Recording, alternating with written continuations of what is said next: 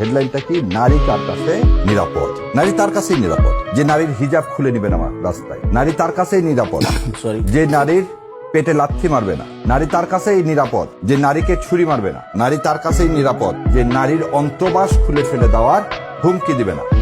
নারী তার কাছেই নিরাপদ যে নারী ভোট চাইতে গেলে 99 কল করবে না।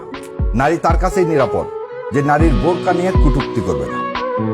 এবং এই কথাগুলো যা যা বললাম, এই কথাগুলো আপনার হেডলাইন নিয়ে বললাম।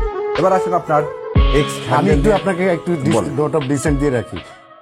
আপনি বলছেন যে আমি অস্বীকার করেছি যে জামাত আপনি না ওই বলছেন আপনি যে জামাতের আমির অস্বীকার করেছে, এটা দাও। আচ্ছা আসলে কি তাহলে কি করেছেন উনি? সেটাই তো বলবো।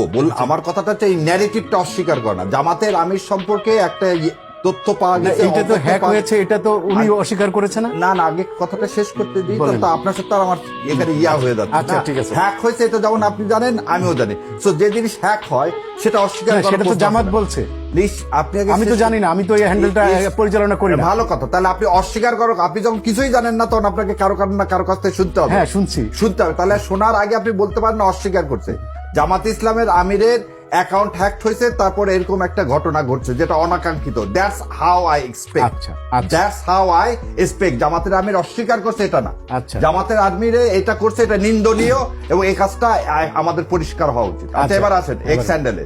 সো আপনাকে প্রোটেস্ট করেন আপনি তো সাংবাদিক হিসাবে তো মিরর, যেমন আমার আপা হচ্ছে শিক্ষক হিসাবে জাতির মেরুদণ্ড, আপনিও একটা পার্ট অফ দ্য মেরুদণ্ড। তো আপনাদের কাছে আমিও একটা পিলারের অংশ।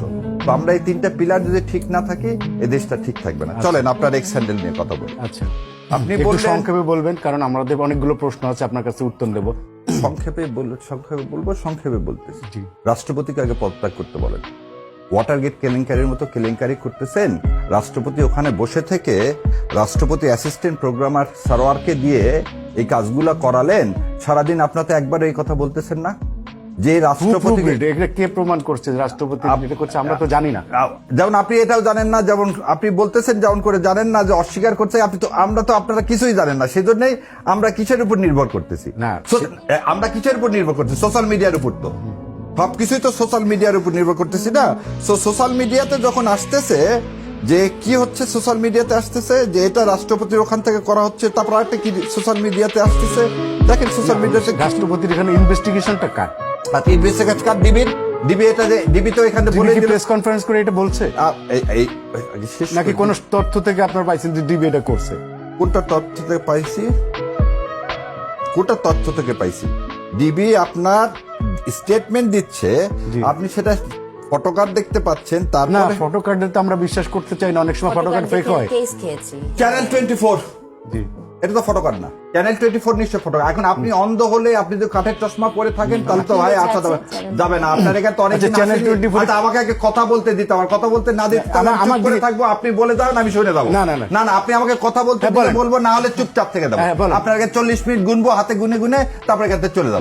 আপনার এখানে অনেকদিন আসিনি ইচ্ছা করে, আজকে আসছি, নিশ্চয়ই জানি যে কিছু বলতে। আমার দিকে তাকায় বলেন। হ্যাঁ বলেন, আপনার দিকে তাকায়। হ্যাঁ আপনি আমার দিকে তাকায় বলেন। বলতে দিলে বলবো, বলতে দিলে বলবো না। প্লিজ বলেন। তো আপনি যখন ইন্টারাপ্ট করতেছেন আগে শুনুন। তাহলে চ্যানেল 24 এটা কথা বলছি। আমি কারেকশন, আমি এক্সআইডি হ্যাকের বিষয়ে সত্যতা খুঁজে পেয়েছি ডিবি।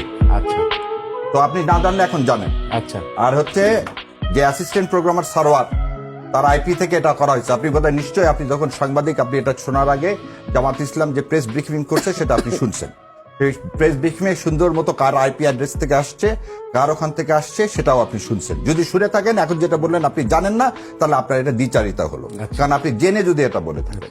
দ্বিতীয় কথাটা হচ্ছে যে বাংলাদেশ জামাতে ইসলামের আমির তার এক্স হ্যান্ডেলে, যেটাকে টুইটার বলা হয়, এই টুইটারে একটা কি আসলো, এরকম একটা নির্লজ্জ টাইপের, যেটা যে লোক নারী জাতিকে মা বলতেছে, নারীকে সম্মান করছে, নারীর ক্ষমতায়নের জন্য যখন ইন্টারকন্টিনেন্টালে আমাদের প্রেস কনফারেন্স হচ্ছে, সেখানে নারীদেরকে যে জায়গায় পৌঁছানোর চেষ্টা করা হচ্ছে, জুলাই সনদের 5%-এ Jamaat Islam note of dissent ছাড়াই সাইন করেছে বিএনপির মতো, একমাত্র ওখানে communist party note of dissent দিয়েছে।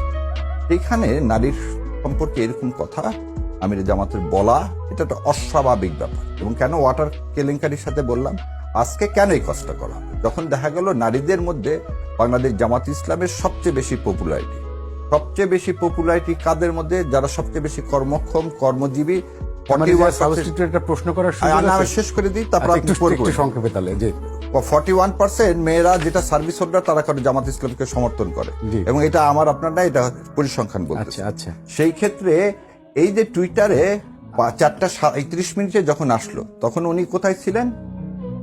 কেরানীগঞ্জে উনি বক্তব্য দিচ্ছিলেন, আচ্ছা আচ্ছা এবং বক্তব্য দেওয়ার পরে তার পাসওয়ার্ডটা চেঞ্জ হয় 5:09 আচ্ছা আমি আমি আমি আপনার কথা মানলাম যে ওনারটা হ্যাক হয়েছে এবং এটা আমার কথা মানলেন না, আপনাকে এটা বলতে হবে যে যতক্ষণ পর্যন্ত এইটা ইনভেস্টিগেশনের মধ্যে আছে ততক্ষণ পর্যন্ত আমাদেরকে ধরে নিতে হবে যে এই ধরনের কোনো কিছু আন্ডার ইনভেস্টিগেশনে জামাত ইসলামের এখান থেকে হয়নি, এবং এটা হ্যাক আমরা হয়েছে। কোনো কিছুই আমরা আন্ডার ইনভেস্টিগেশনের মধ্যে উপসংহারে পৌঁছাতে পারি না, কিন্তু সেজন্য আমরা কেউ যেটা আন্ডার ইনভেস্টিগেশন সেটা কোনো কিছুতেই আমরা যেতে পারি না।